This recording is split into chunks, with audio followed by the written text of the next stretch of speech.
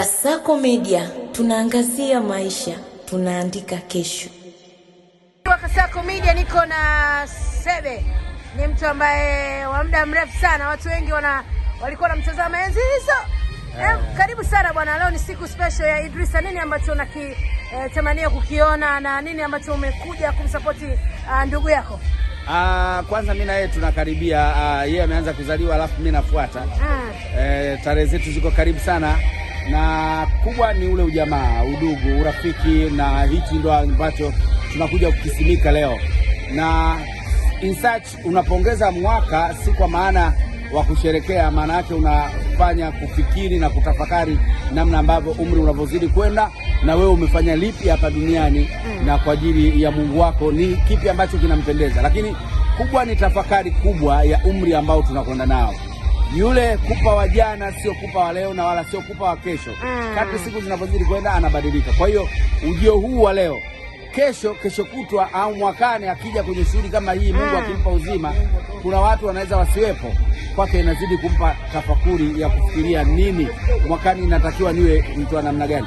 Kwa hiyo kukusanyika hivi, tunakusanyika watu wengi, tuna share story, mambo mawili matatu, lakini kubwa ni kumpongeza kwa kufika umri ambao leo anao. Tumeona watu wengi wamejaa, watu wengi wamepokea. Nini hasa wewe ambacho kinakutafarika zaidi? Kubwa ni ule utu, ujamaa, urafiki. Ukimwona mtu kaitikwa na watu, kwa sababu na yeye pia mtu wa kuwaitika watu. Hii inatufunza hata sisi wengine ambao pengine hatuna utamaduni wa kwenda kwenye matukio ya watu au kukusanyika na watu. Kwa hiyo kitendo cha yeye kukusanya watu wengi hivi ambavyo leo walivyo, ina maana kwamba na yeye watu wamemuitika, kwa maana yeye muitikiaji wa watu wengine. Na tumeona tujakuona kwenye movie nyingi sasa hivi. Nini ya shida ni nini? Maana tuone kwenye movie au kwa likizo, kitu gani kimekukwamisha? Maisha yanabadilika kadri siku zinavyozidi kwenda na unavyozidi kukua. Japo katika tasnia yetu sisi, unavyozidi kukua ndo character inavyozidi kukuhitaji.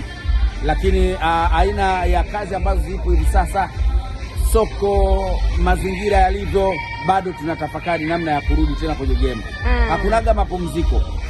Ni namna ambavyo unajua kwamba nitoke vipi. Hiyo nitoke vipi ndio inachukua muda wa kufikiri kwamba nikitoka natoka kwa mguu upi, ili nikienda wale waliokuwa wamenizoea wakinipokea wawatambulisha wasiomjua kwamba huyu ni fulani. Kwa hiyo ni subira tu ya kipindi kirefu, na mipango iko jikoni inaandaliwa, lakini muda ukifika kila kitu kitakuwa barazani. Mnatuandalia jambo jipya ambalo litakuja hivi karibuni? Maandalizi yako mengi tu chini ya nyuma ya uzio, lakini tukiamua kuyaleta barazani, kila mtu ataona kinachoendelea.